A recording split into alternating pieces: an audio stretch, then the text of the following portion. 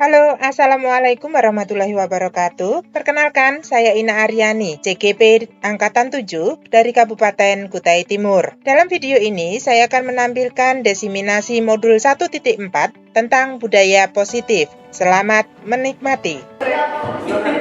Baik, Assalamualaikum warahmatullahi wabarakatuh dan selamat siang. Kami ucapkan kepada Bapak Ibu Guru SMP YPPSP yang kali ini berkenan hadir di lab biologi SMP ya. Khususnya juga yang terhormat Bapak Kepala Sekolah SMP YPPSP Bapak Sugeng, di mana hari ini kita bersama akan mendengarkan paparan materi dari calon guru penggerak angkatan 7 SMP YPPSP yang luar biasa, yaitu Ibu Ina Aryani, sebagai bagian dari tugas di modul 1.4 yaitu budaya positif, di mana harus menyampaikan atau memberikan diseminasi kepada rekan-rekan guru sejawat di sekolah tentang apa itu budaya positif. Namun sebelumnya, mari kita berdoa dulu supaya kegiatan hari ini lancar dan tidak terputus lagi sinyalnya. Berdoa, silakan.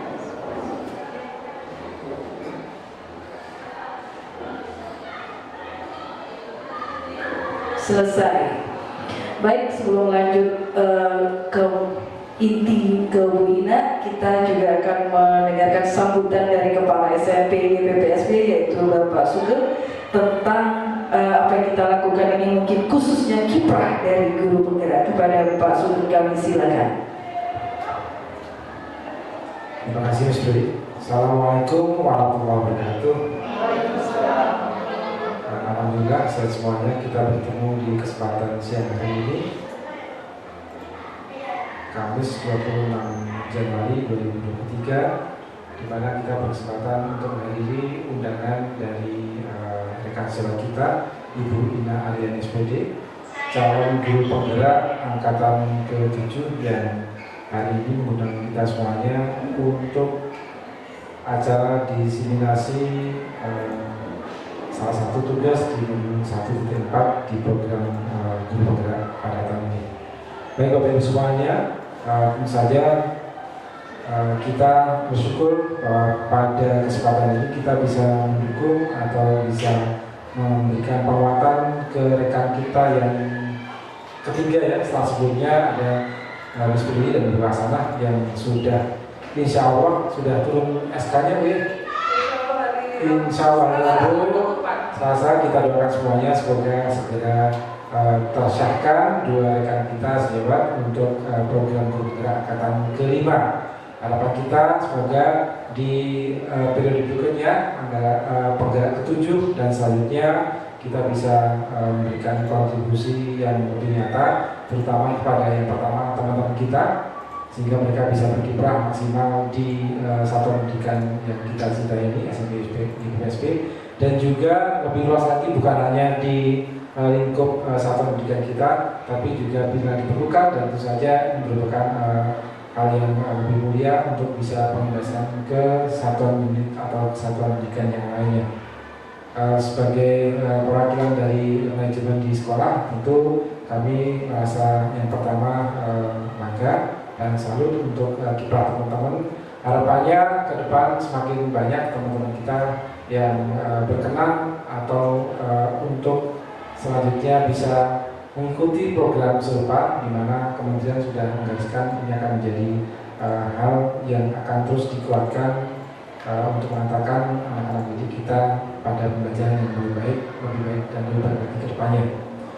Tentu saja ini juga sejalan dengan rapor pendidikan, karena di rapor pendidikan menurunkan rekomendasi, di mana sudah kita sampaikan di sebelumnya, bahwa arahan dari rapor pendidikan itu banyak mengarah pada implementasi untuk kurikulum merdeka, di mana kiprah dari teman-teman guru penggerak termasuk juga penguatan kurikulumnya semoga dapat lebih kita tingkatkan, dan muaranya pada penyusunan di SOP di 2023 semoga kita bisa maksimalkan ini semua, di samping beberapa hal yang sudah kita lakukan, dan sehingga kita tidak terjebak pada rutinitas untuk pengeluaran dari kegiatan yang lainnya. Harapan yang terakhir tentu saja kita semuanya mengikuti ini dengan seksama apa yang disampaikan nanti tentang budaya positif, kalau nggak salah betul. dan kemudian kita bisa terimbas positif untuk dapat menularkan ke satuan pendidikan kita, lebih umumnya ke teman-teman di lingkup IPSB di lembaga pendidikan yang kita jalani. Demikian cukup dari kami mewakili sekolah. Semoga ini bisa kita lakukan dengan maksimal, dan terima kasih untuk dukungan Bapak Ibu yang berkenan hadir pada siang hari ini. Assalamualaikum warahmatullahi wabarakatuh.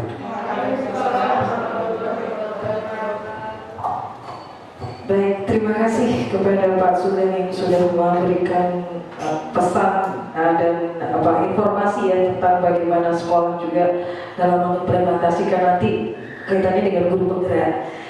Dan budaya positif itu adalah salah satu cara kita juga bagaimana menanamkan hal yang baik kepada anak-anak, khususnya tentang peraturan, atau kalau di guru penggerak kita sebut keyakinan kelas ya. Bagaimana anak-anak itu benar-benar murni melakukan suatu kebaikan tanpa ada embel-embel takut karena dihukum. Kedua adalah jika kamu melakukan baik dapat penghargaan. Kalau dua itu masih ada dalam pikiran anak-anak, berarti itu belumlah menjadi kekuatan atau hal yang intrinsik. Tapi harapan kita anak-anak bisa membangun disiplin itu dengan kesadarannya sendiri. Langsung saja kita sambut narasumber kita, guru penggerak angkatan 7, Ibu Ina Aryani.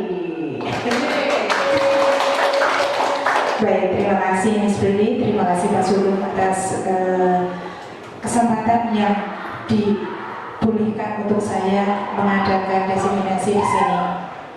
Baik, burung merpati di atas kandang, tak terbang mencari teman. Terima kasih sudah datang. Mari kita mulai belajarnya ya. Oke. Sebelumnya ini memang sebagai syarat saya untuk menyelesaikan modul 1.4 saya adalah melakukan diseminasi, di mana selama 2 bulan ini saya sudah menghabiskan angkatan 7 terutamanya untuk Kutai Timur itu sudah menghabiskan modul 1, dan tanggal 8 nanti kita sudah masuk untuk modul 2. Maka sisa waktunya hanya sekitar 2 minggu lagi, dan hari ini kita akan bertemu untuk belajar bersama. Budaya positif ini diambil dari Ibu Andri Nur Cahyani, Ibu Sasmiati, Bu Saksiati, dan Bu Muriayu Wijayati. Sebelum kita masuk pada materi, apakah Bapak dan Ibu setuju jika hukuman itu bisa mendisiplinkan anak? Setuju atau tidak?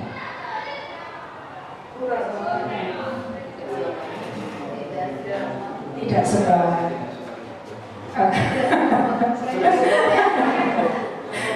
Baik, apakah pemberian hukuman dengan hal positif atau seperti membaca atau membersihkan halaman sekolah itu bisa meningkatkan disiplin anak?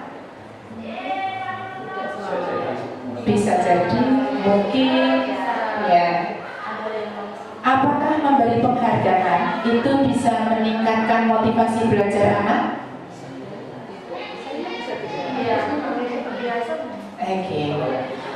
Maka untuk bisa mengetahui apa itu jawaban semuanya, maka saya harap bisa duduk dengan tenang sampai 1 jam ke depan, karena materinya akan menjawab ini semua.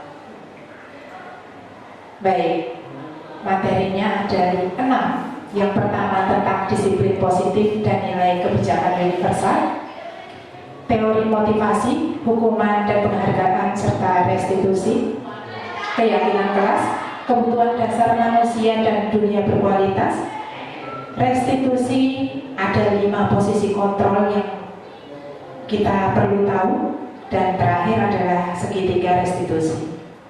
Kita akan mulai dari yang pertama tentang disiplin positif dan nilai-nilai kebijakan universal. Mari silakan Bu Maspa. Oke, kita akan mulai dari tentang perubahan paradigma. Ketika Bapak Ibu menggenggam tangan, Kemudian di dalam tangan Bapak Ibu ada sesuatu yang sangat-sangat berharga.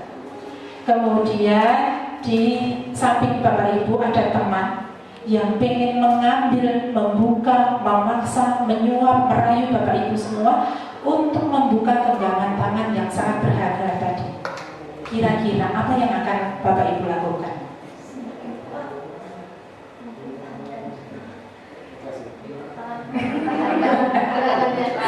Ada yang menjawab semakin kuat, ada yang tak kasih aja, nanti saya cari lagi. Oke. Pada dasarnya kita itu tidak bisa memaksa orang lain untuk melakukan sesuai dengan keinginan kita, walaupun kita memaksa dengan sangat keras. Yang bisa membuka genggaman tangan tadi bukan orang yang memaksa untuk membuka tadi, tetapi diri kita sendiri yang membuka tadi dengan keikhlasan untuk membuka. Apapun dengan terpaksa, ya sudah, tak buka gitu ya. Nah, pada perubahan paradigma tentang teori kontrol atau teori pilihan itu terdapat ilusi kontrol. Ilusi bahwa guru itu bisa mengontrol murid. Kemudian ada ilusi bahwa kritik itu akan membuat orang merasa bersalah dan dapat menguatkan karakter. Jangan gitu nak, nanti Bu Ina dimarahi Pak Sugeng. Itu membuat anak merasa bersalah. Apakah itu nanti akan membuat karakternya menjadi kuat? Kita tunggu nanti. Kemudian ada ilusi bahwa dengan penguatan positif efektif dapat bermanfaat. Ilusi bahwa orang dewasa itu punya hak untuk memaksa. Kita buka satu persatu tentang ilusi guru bisa mengontrol murid. Kan Pak, tadi sudah saya sampaikan bahwa pada dasarnya kita nggak bisa mengontrol murid. Yang bisa mengontrol adalah setiap pribadi mereka masing-masing. Nah, walaupun tampaknya guru bisa mengontrol murid pada perlakuan murid itu karena murid sedang mengizinkan dirinya untuk dikontrol murid. Kalau dia tidak mau untuk dikontrol, mau sekeras apapun guru menyampaikan motivasi kah, entah hardikan kah, larangan kah, itu tidak akan mengena di hatinya. Itu sebabnya kontrol menyatakan, teori kontrol itu menyatakan bahwa semua perilaku setiap manusia itu punya tujuan masing-masing. Dia mau atau tidak melakukan sesuatu perintah itu tergantung pada pribadi masing-masing.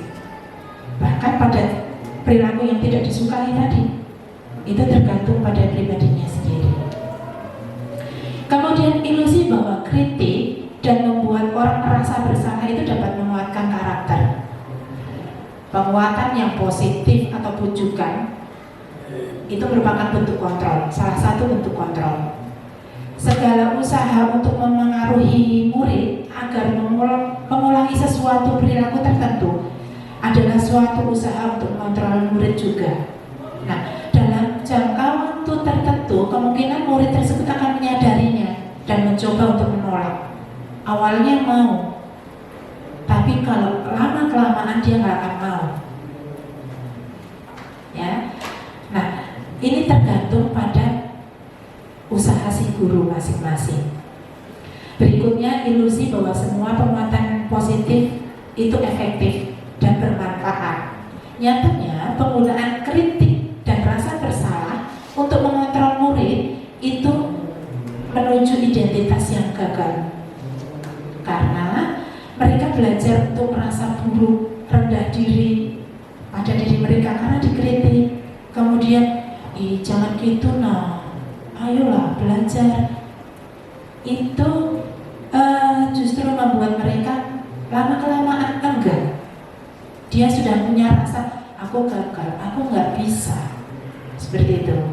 Nah, mereka mengembangkan dialog pada dirinya sendiri secara negatif. Kadangkala sulit bagi guru untuk mengidentifikasi bahwa mereka sedang melakukan perilaku ini. Karena seringkali guru cukup menggunakan suara yang halus seperti tadi. Yola, tolong Bu Ina, nanti Bu Ina dimarahin Pak Sugeng loh. Bahasanya halus. Tapi ini lagi dia. Iya. Kemudian yang terakhir adalah ilusi bahwa orang dewasa itu memiliki hak untuk memaksa. Banyak orang dewasa yang percaya dengan mereka memiliki tanggung jawab untuk membuat murid itu berbuat satu hal, melakukan hal tertentu.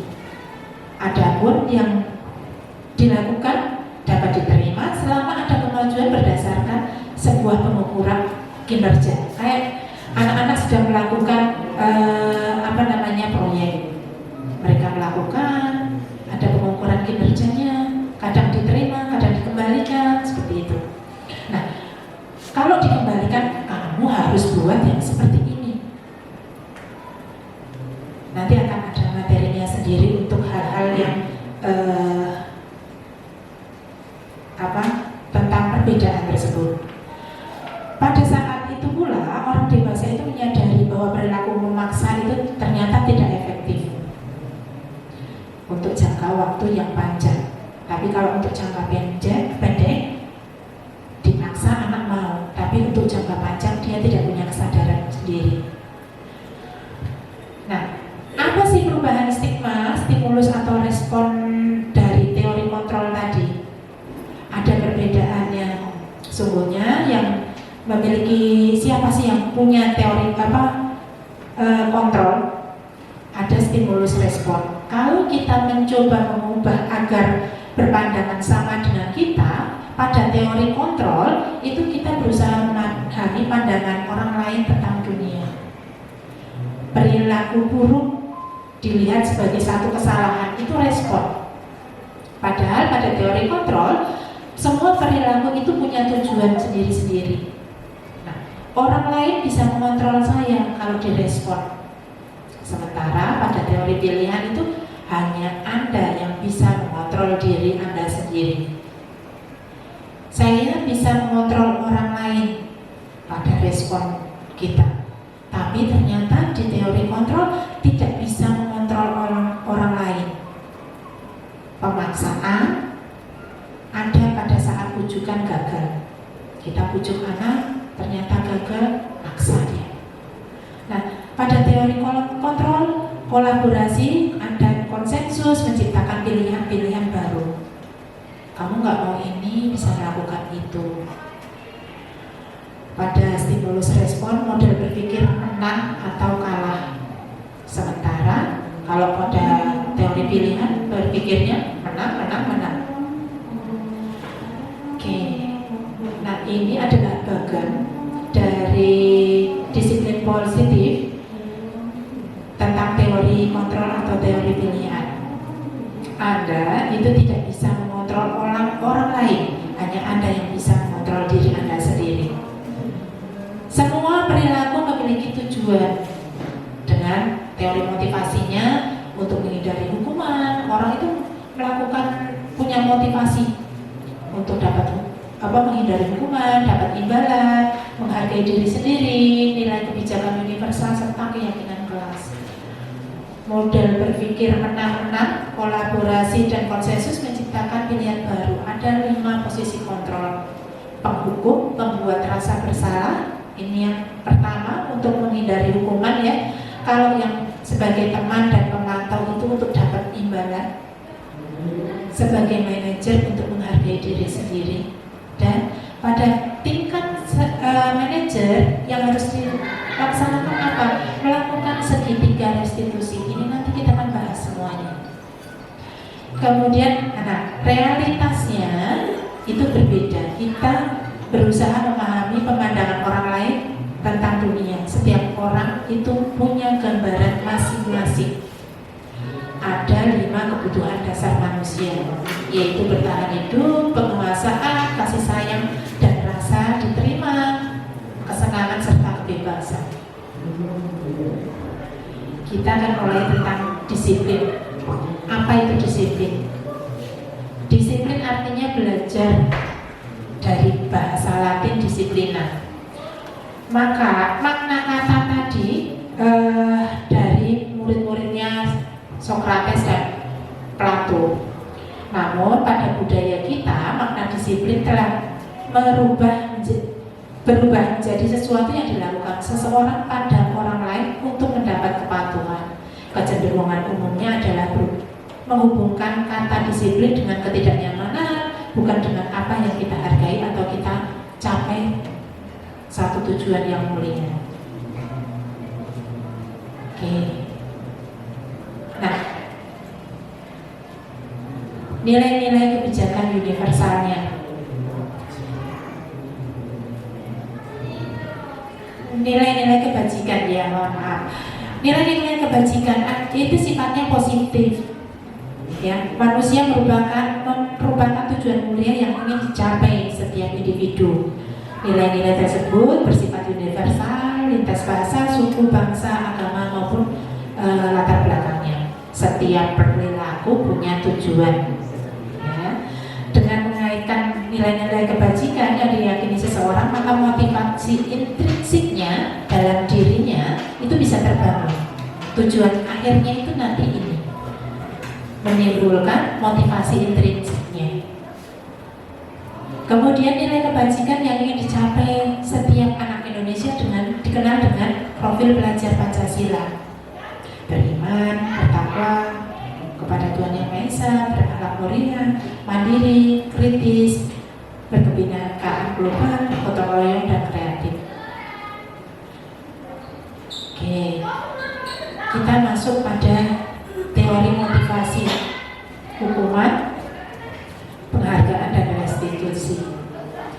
Teori motivasi perilaku manusia itu bisa dari eksternal dan internalnya.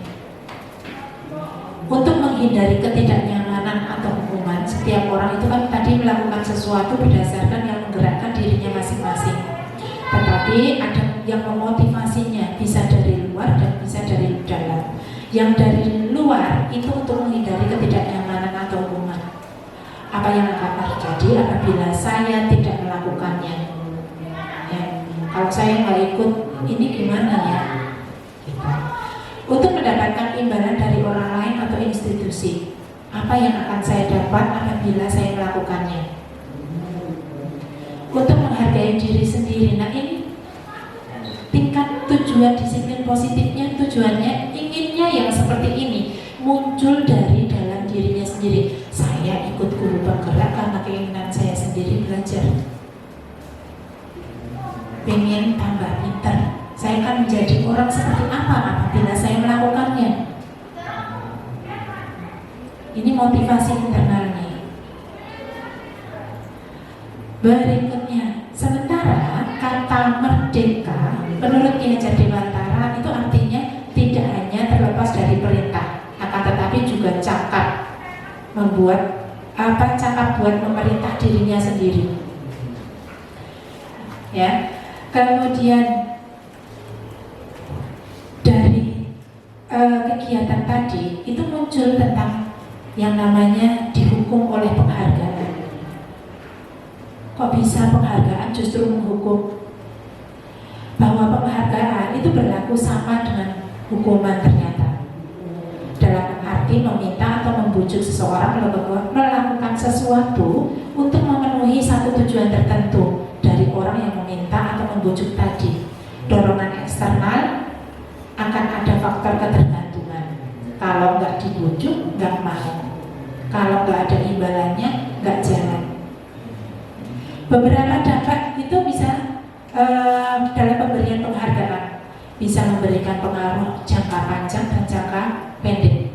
Misal jangka panjang, jangka pendeknya itu jika kita menginginkan sesuatu dalam jangka pendek, ternyata penghargaan itu berjalan efektif. Tetapi kalau untuk jangka panjang, penghargaan itu justru tidak efektif.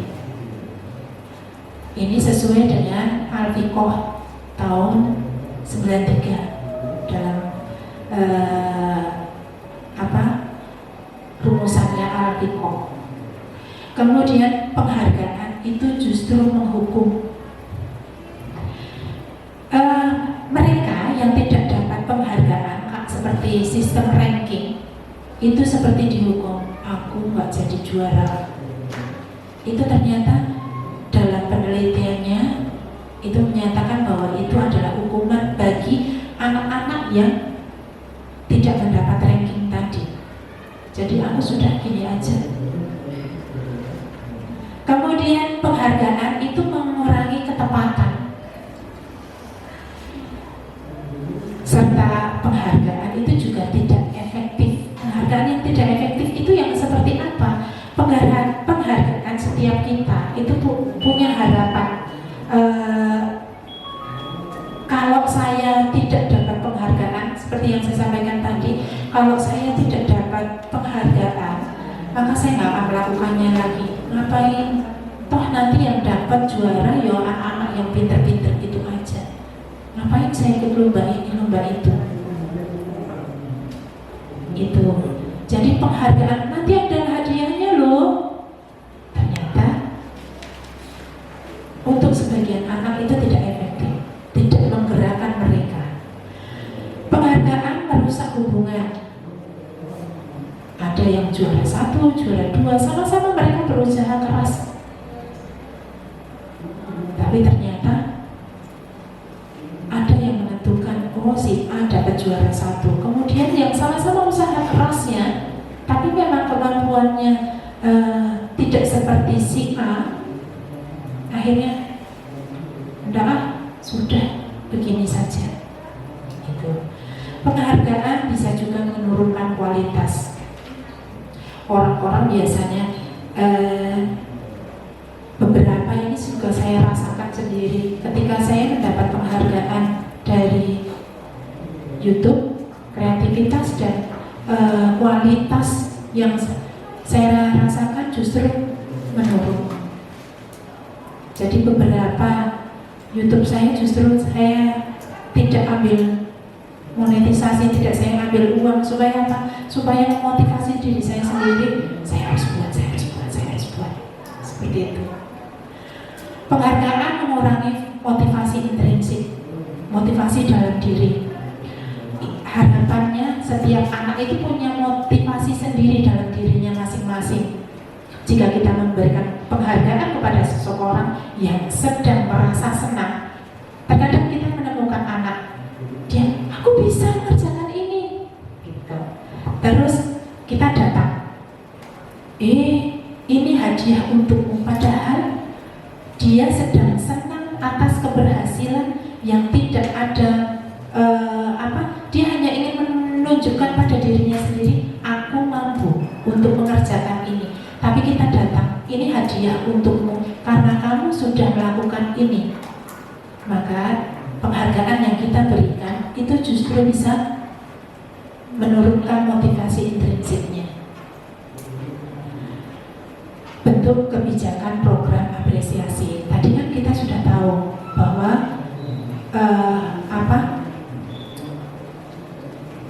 dihukum oleh penghargaan. Nah, terus supaya tidak penghargaan yang kita berikan tidak menghukum itu gimana? Apresiasinya seperti apa? Nah, ini adalah beberapa hal yang bisa kita lakukan dengan memberikan pengakuan secara khusus. Dipanggil anaknya, kamu hebat sekali, luar biasa.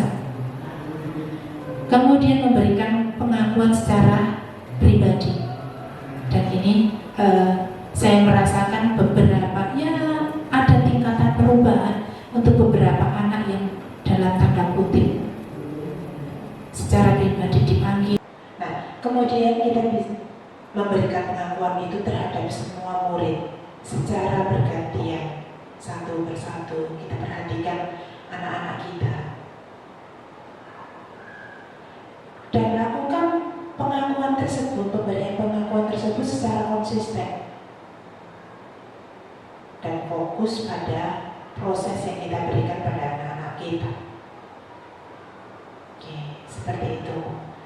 Kemudian berikut ini adalah contoh pengakuan atau apresiasi kebajikan. Misal pembukanya, kemarin saya perhatikan rasa empatimu besar sekali pada saat kamu menolong murid baru di kelas kita.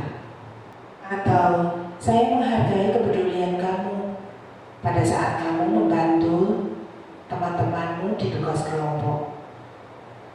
Bisa juga terima kasih untuk rasa tanggung jawabmu pada saat kamu memungut kertas-kertas yang berserakan di lantai. Nah, jika itu kita berikan kepada siswa secara terus-menerus, tentunya dia akan merasa diperhatikan oleh gurunya. Dia akan merasa kita memperhatikan setiap gerak-gerik dan langkahnya. Dan itu merupakan apresiasi tersendiri bagi mereka. Seperti itu. Dan berikutnya kita lihat seperti apa contohnya.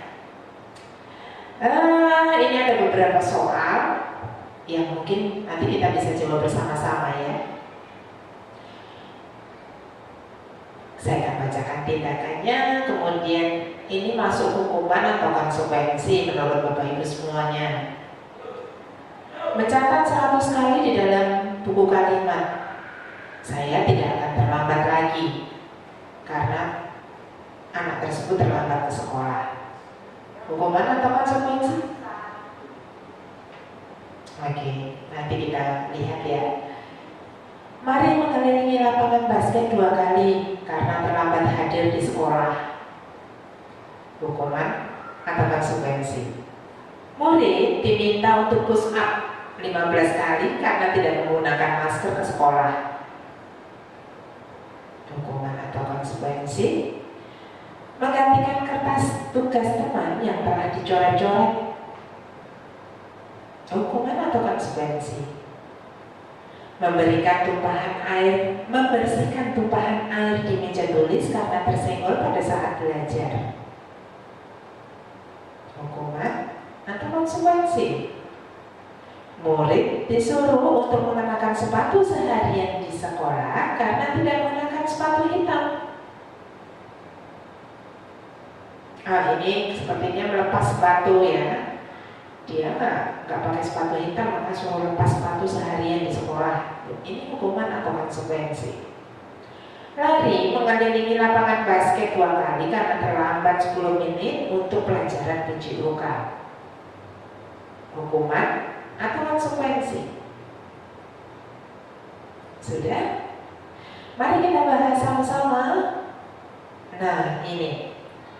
Ternyata mencatat 100 kali dalam buku kalimat, saya tidak akan terlambat lagi karena dia terlambat ke sekolah, itu merupakan hukuman. Betul, iya. Lari mengelilingi lapangan basket 2 kali karena terlambat hadir di sekolah, juga merupakan hukuman. Murid diminta push up 15 kali karena tidak menggunakan masker ke sekolah. Iya, hukuman juga. Dan menggantikan kertas teman yang telah dicoret-coret, ini adalah konsekuensi, betul. Membersihkan tumpahan air di meja tulis karena tersenggol pada saat belajar, juga konsekuensi. Kemudian murid disuruh untuk mengenakan sepatu seharian di sekolah karena tidak mengenakan sepatu hitam. Ini merupakan hukuman. Lari mengelilingi lapangan basket 2 kali karena terlambat 10 menit untuk pelajaran PJOK. Konsekuensi. Iya, karena ini kan pelajaran PJOK sehingga dia pelajaran olahraga.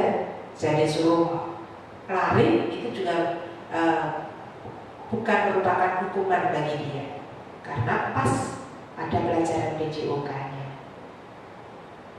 Oke, mari kita lanjutkan berikutnya.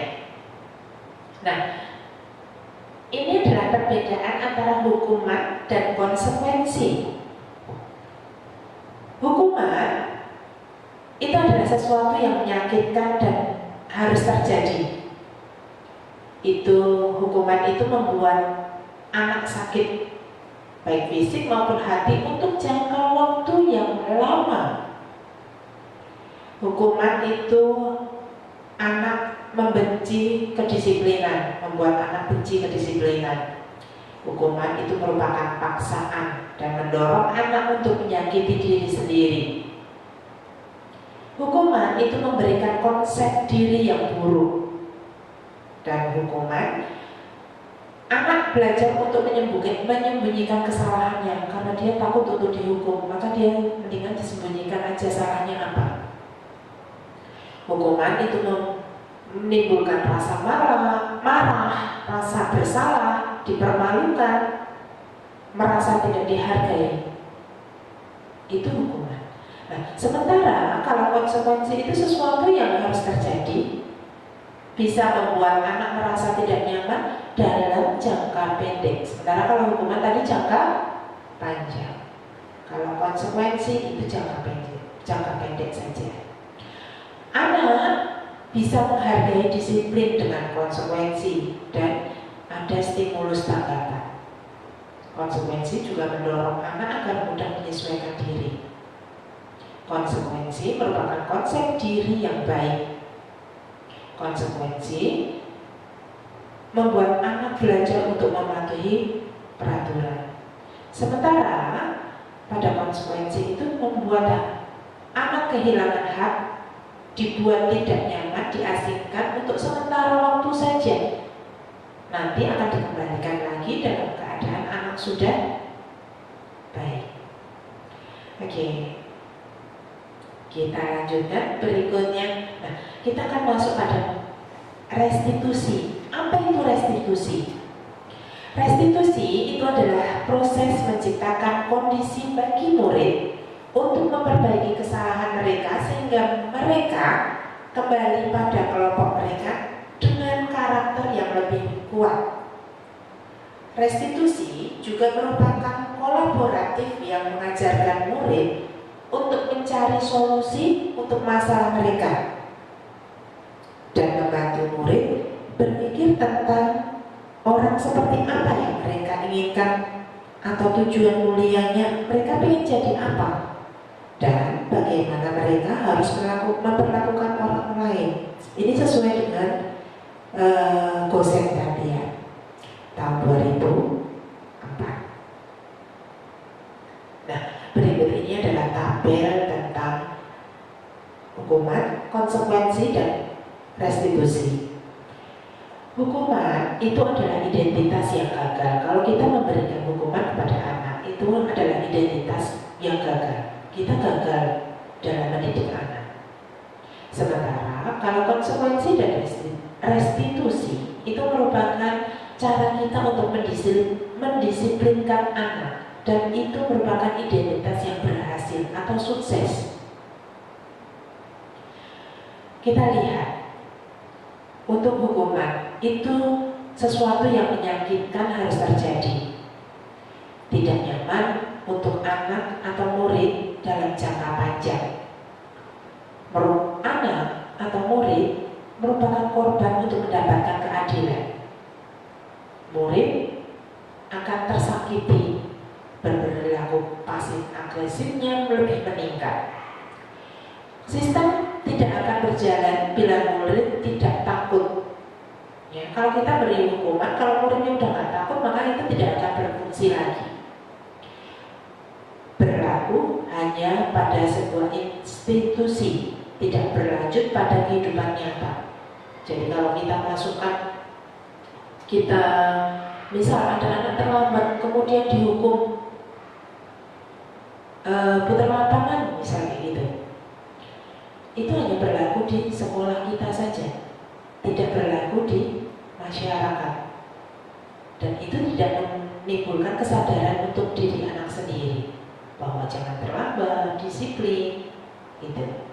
Kemudian peraturannya adalah kamu harus, kalau ada kata kamu harus, nah, nanti akan jadi hukuman itu. Murid akan membenci peraturan, maka ini sifatnya negatif. Kemudian kita lihat yang bagian konsekuensi. Sesuatu harus terjadi. Anak tidak nyaman untuk jangka waktu pendek. Anak itu merupakan korban, bisa diabaikan. Murid atau anak dibuat tidak nyaman. Penguatannya hanya bertahan dalam jangka pendek. Kalau konsekuensi ya, memerlukan monitoring dan supervisi terus-menerus dari guru. Kemudian membantu penerapan pengikut sertaan peraturan dalam masyarakat. Apa peraturannya? Maukah kamu melakukannya? Terima kasih. Itu ada dalam konsekuensi. Dan murid itu akan lebih menghormati peraturan. Dan nilainya adalah netral untuk konsekuensi. Kemudian kita lihat tentang restitusi. Restitusi itu merupakan sebuah pilihan, bisa menguatkan untuk murid dalam jangka panjang. Murid sebagai korban mendapatkan ganti. Murid atau anak itu bisa mendapatkan penguatan dengan restitusi dan masalahnya terpecahkan. Murid belajar bertanggung jawab untuk perilakunya, fokus pada pemecahan masalah dalam jangka panjang. Apa yang kamu yakini? Apa yang bisa kamu lakukan untuk memperbaiki masalah ini? Itu adalah kata-kata yang biasa muncul dalam restitusi. Dan murid akan lebih menghormati dirinya dan orang lain. Maka nilainya untuk restitusi adalah positif. Baik, mari kita lanjutkan. Nah, ini adalah 9 ciri-ciri restitusi. Yang pertama, bukan untuk menebus kesalahan, namun untuk belajar dari kesalahan. Yang kedua, memperbaiki hubungan.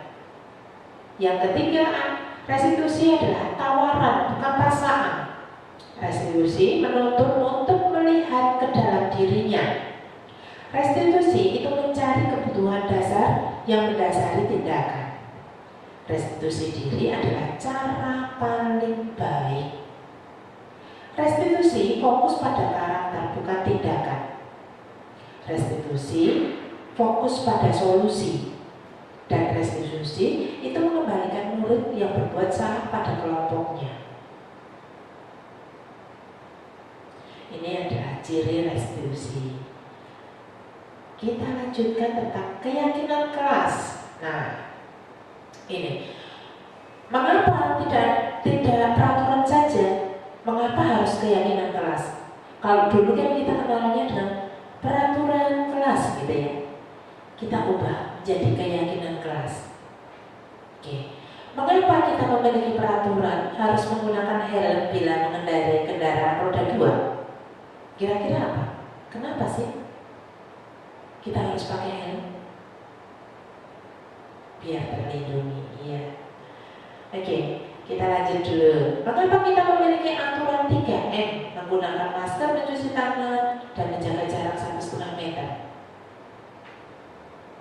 Supaya kita tetap sehat, betul. Mengapa kita memiliki peraturan harus datang tepat waktu pada saat mengikuti pelatihan? Tidak mengganggu, materinya diterima secara utuh. Oke.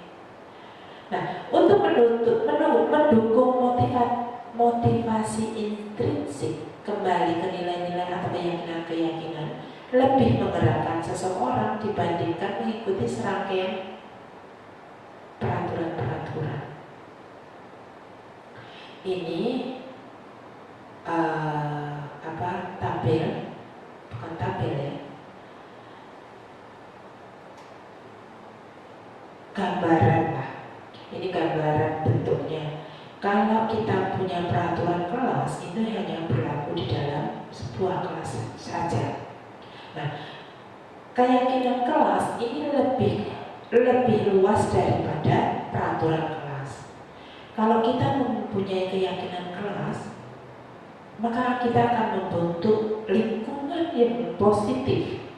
Kita akan membentuk lingkungan positif.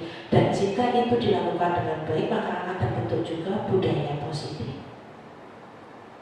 Seperti itu. Nah, ini manakah yang merupakan keyakinan kelas? Kira-kira mengapa? Dari gambar ini menurut Bapak Ibu, Mana yang merupakan keyakinan kelas? Kanan lagi.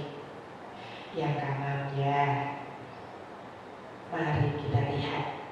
Kegiatan pendalaman keyakinan kelas itu bisa kita gunakan dengan tabel T dan tabel Y. Misal ada hormat ya. Hormat, kami meyakini bahwa sangat penting untuk menghormati semua orang dan barang milik orang lain. Bekerja, kami meyakini bahwa sangat penting untuk mengerjakan segala pekerjaan atau mengikuti kegiatan yang telah ditugaskan. Diterima dan dimiliki. Kami meyakini bahwa sangat penting untuk merasa diterima pada satu kelompok dan saling peduli satu dengan yang lain. Kita lihat pada tabel Y yang ini ya. Ini adalah tabel Y. Kita bisa menggunakan yang atas itu terdengar, kemudian di bawahnya terlihat dan berperilaku. Untuk bekerja juga terdengar, terlihat, berperilaku. Sementara tabel T, yang ini tabel T, misal untuk hormat, pengennya tampak seperti apa sih hormat itu? Tidak tampak seperti apa sih hormat itu? Bekerja, tampaknya seperti apa sih bekerja itu? Tidak tampak seperti apa sih bekerja itu? Diterima dan dimiliki, tampak seperti apa sih diterima dan dimiliki itu? Dan tidak tampak seperti apa yang tidak diterima dan dimiliki itu. Oke, kita coba ya. Keyakinan dan pendalaman kelas untuk hormat dengan tabel Y. Terdengar. Sini. Satu orang berbicara, yuk saya bantu. Kita bisa selesaikan ini bersama. Terima kasih. Tolong ya. Permisi. Boleh saya pinjam? Nanti akan segera saya kembalikan. Ini yang pengen kita dengar. Kemudian terlihat anak-anak hormat itu yang seperti apa? Terlihat yang berempati terhadap perasaan orang lain, memegang barang milik orang lain hanya ketika sudah mendapat izin, mendengarkan dengan seksama, senantiasa berbuat baik, itu yang terlihat. Nah, berperilakunya seperti apa? Senyum ramah, memberikan salam hormat, berjabat tangan, boleh, namaste, salim, gitu ya. Kemudian memberikan ruang kerja dan postur tubuh yang tenang. Ini berperilakunya.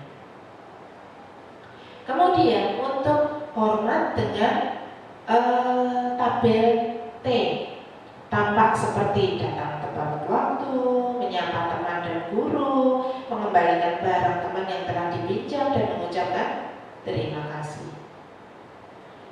Tidak tampak seperti sering hadir terlambat, tidak acuh pada teman dan guru, tidak mengembalikan barang yang telah dipinjam dan meletakkan sembarangan. Ya, ini untuk hormat dengan tabel T.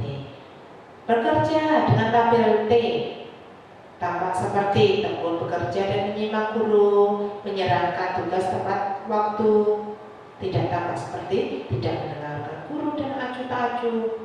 Tugas juga tidak diberikan. Oke.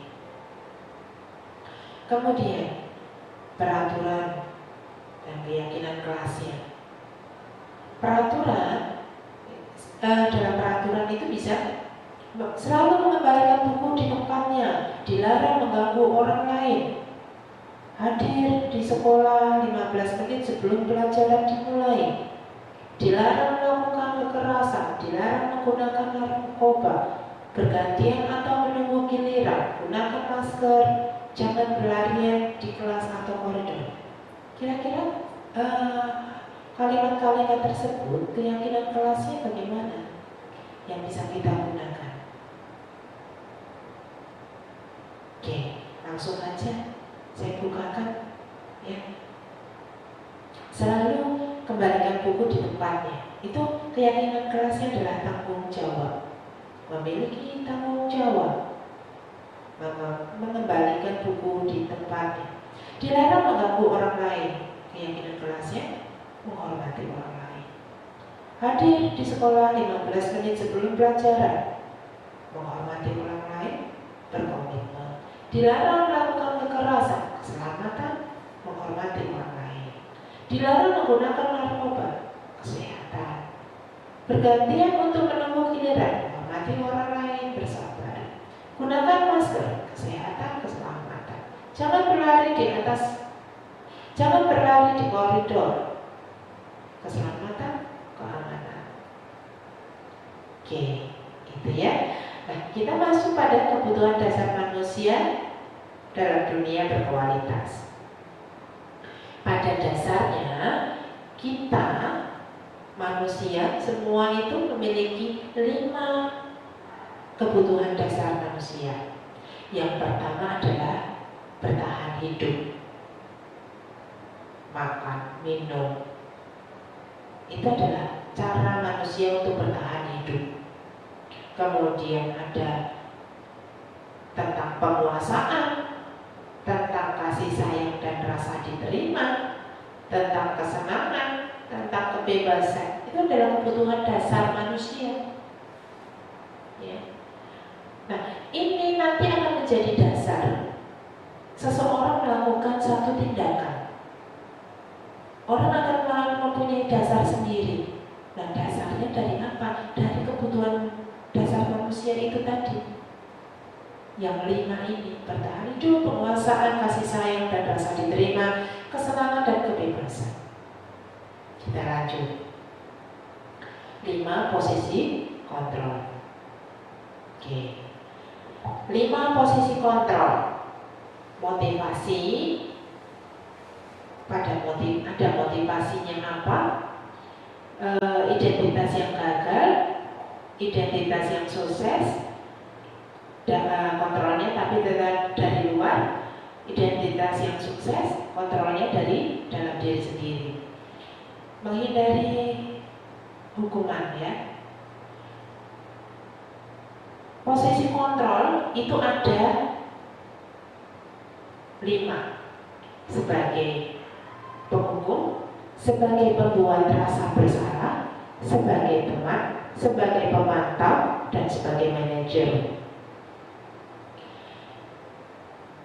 Kalau sebagai penghukum dan membuat rasa bersalah, itu bisa untuk menghindari. Seseorang akan menghindari hukuman karena itu kontrolnya dari luar dan merupakan identitas yang gagal. Sementara kalau kita jadi teman atau pemantau, itu mengharapkan imbalan atau ketergantungan pada orang lain.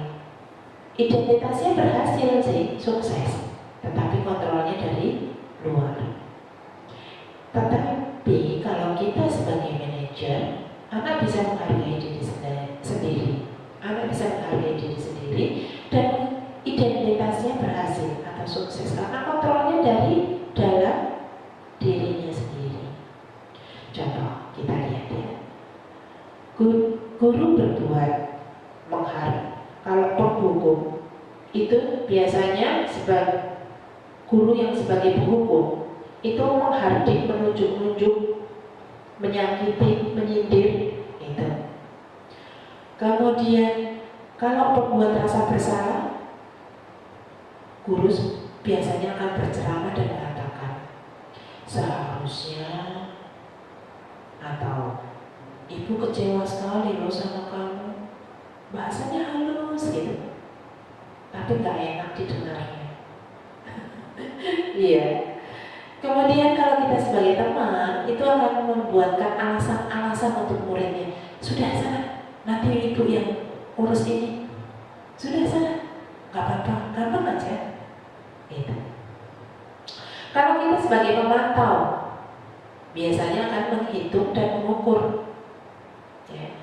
Kalau kita sebagai manajer, maka akan mengajukan pertanyaan-pertanyaan. Lalu apa yang dikatakan guru sebagai penghukum? Kalau kamu tidak melakukannya, awas ya, rasakan. Itu kalau jadi penghukum.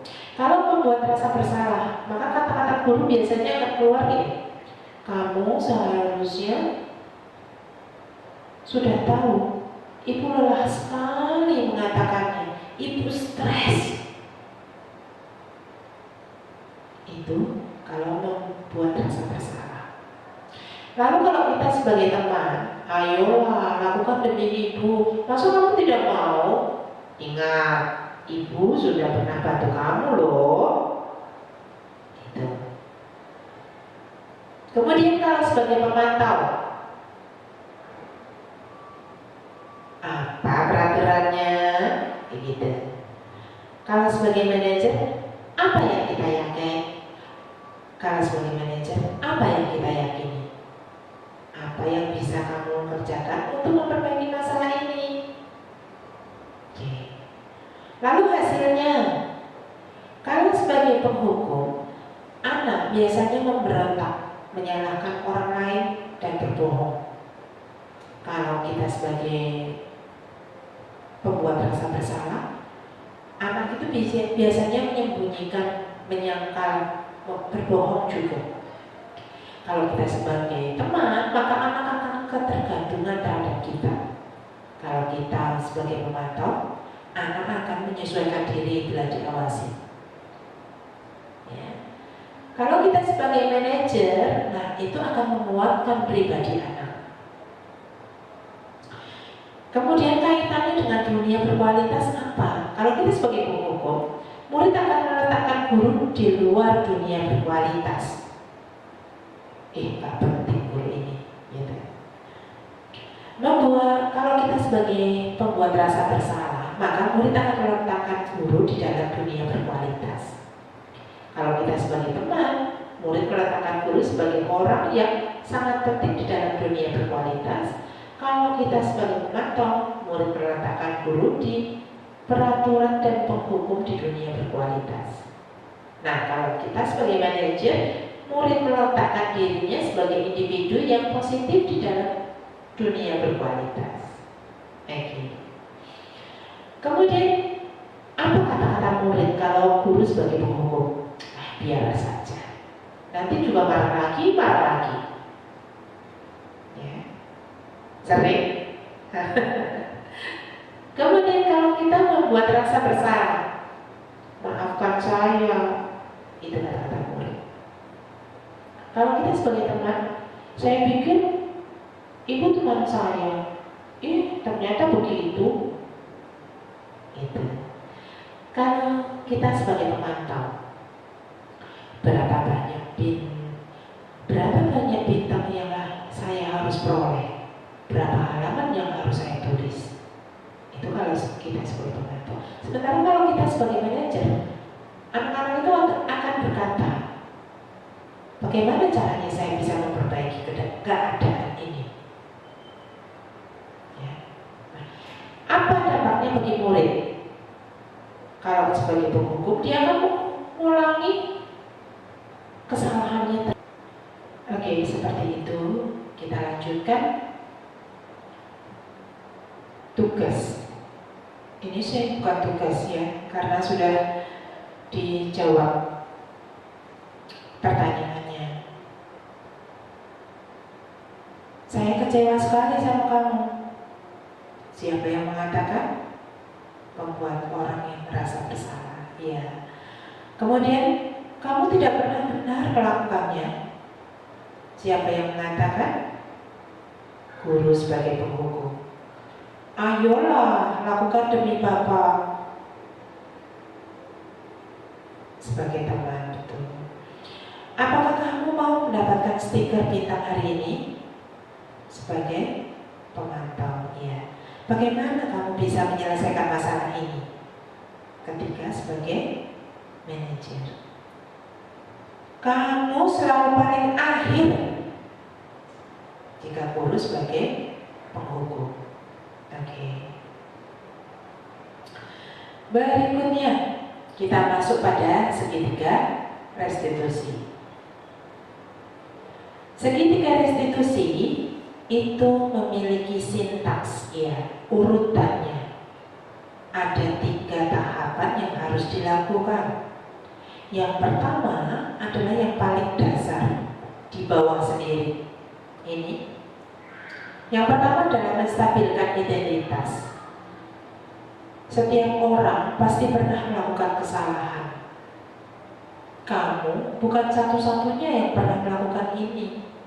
Ini adalah cara untuk menstabilkan identitas. Setelah ini dilakukan selesai, kita bisa masuk pada validasi kebutuhan. Contohnya apa? Kamu tentu punya alasan mengapa melakukan itu. Adakah cara lebih efektif untuk mendapatkan apa yang kamu butuhkan?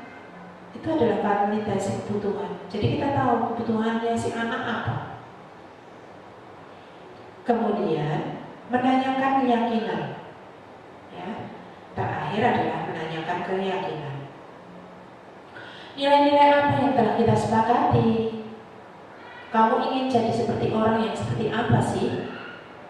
Itu adalah cara untuk menanyakan keyakinannya. Keyakinan apa yang dia yakini? Kesepakatan apa yang dia yakini? Seperti itu. Kemudian, nah, bagaimana cara menstabilkan identitas? Apa sih menstabilkan identitas itu? Menstabilkan identitas itu bisa membuat anak merasa gagal karena membuat salah menjadi lebih positif terhadap dirinya. Contohnya, guru berkata, berbuat salah itu adalah hal yang manusiawi. Tidak ada manusia yang sempurna.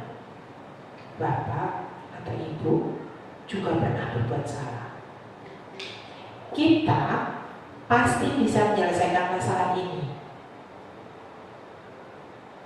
Ibu tidak tertarik untuk mencari tahu siapa yang benar, siapa yang salah. Ibu lebih tertarik untuk menyelesaikan masalah.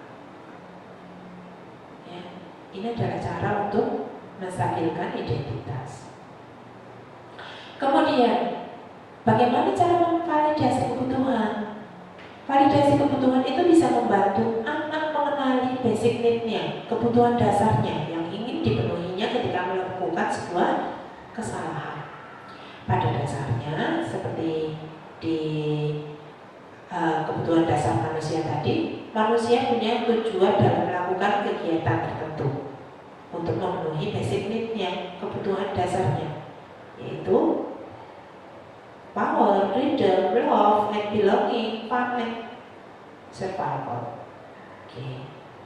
Contohnya, untuk memvalidasi kebutuhan, guru bisa berkata, kamu bisa saja melakukan hal yang lebih buruk, tapi kamu tidak melakukannya, kan? Nah, kemudian kamu pasti punya alasan mengapa melakukannya. Apa yang penting bagi kamu? Kamu boleh tetap berusaha menjaga sikap itu, tapi tambahkan sikap yang lain yang baru. Maukah kamu belajar cara lain untuk mendapatkan yang kamu butuhkan tanpa harus memukul? Apakah kamu bisa melakukan dengan lebih baik besoknya? Oke, itu adalah cara untuk memvalidasi kebutuhan. Kemudian menanyakan keyakinan. Ini adalah tahapan terakhir dalam segitiga restitusi. Contohnya, anak melihat ini untuk melihat anak melihat kesalahannya dihubungkan dengan norma sosial dan nilai-nilai yang mendasari manusia berinteraksi dengan orang lain. Contohnya, guru bisa berkata, apa nilai yang kita percaya di kelas atau di sekolah? Nilai-nilai universal apa yang telah kita sepakati? Kelas yang ideal itu yang seperti apa sih? Kamu ingin jadi anak yang seperti apa? Apa yang kamu rasakan ketika kamu melakukan itu?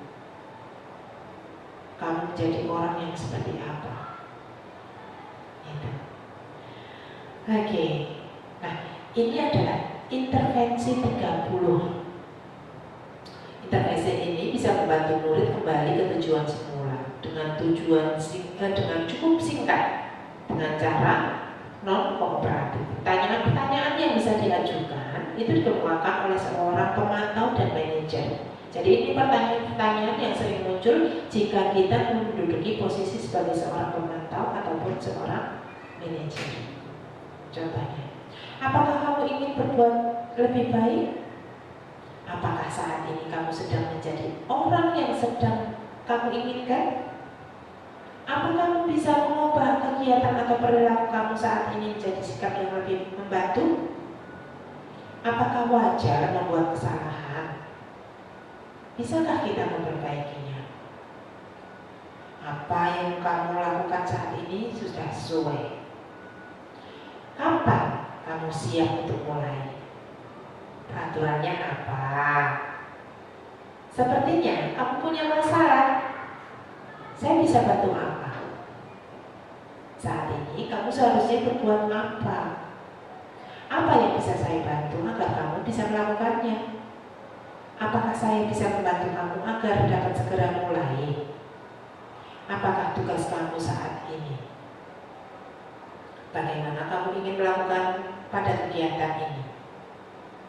Bisakah kamu melakukannya? Apa yang kamu inginkan? Peraturannya apa? Itu. Intervensi 30. Jadi kita bisa memberikan 30 detik untuk menanyakan itu. Ya. Dan ini adalah salah satu restitusi yang saya lakukan untuk siswa yang bermain HP di dalam kelas. Kita lihat.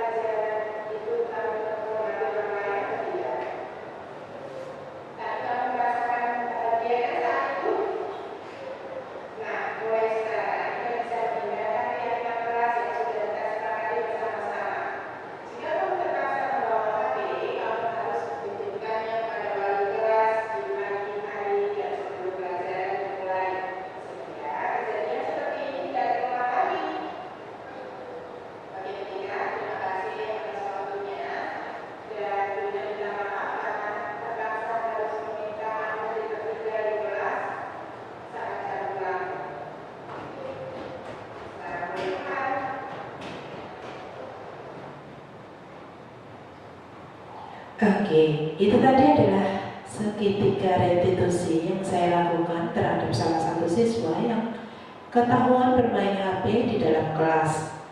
Jadi saat pelajaran dia bermain HP, ternyata dia pengen menjawab pesan karena dia lupa pagi harinya untuk menitipkan HP di wali kelas. Biasanya kalau di sekolah kami, biasanya kalau di sekolah kita kan memang pagi hari itu siswa harus menitipkan HP-nya jika membawa HP ya. Kemudian anak ini lupa untuk menitipkan HP-nya. Kemudian saat di kelas ternyata ada pesan dan dia berhasrat untuk membuka HP tersebut, dan ternyata dia terlena karena kemudian malah membuka aplikasi media sosial sehingga pelajarannya terabaikan. Dari situ saya ambil HP-nya, kemudian kita lakukan segitiga restitusi ini. Seperti itu. Nah, saya rasa kok mengulang lagi refleksi. Hal baru apa yang bisa mengubah paradigma saya yang saya dapatkan? Kira-kira Bapak Ibu apa yang diterima dari materi yang sudah saya bagikan hari ini? Kemudian perasaan apa yang muncul selama mengikuti sesi ini, khususnya mengenai makna disiplin dan motivasi intrinsik?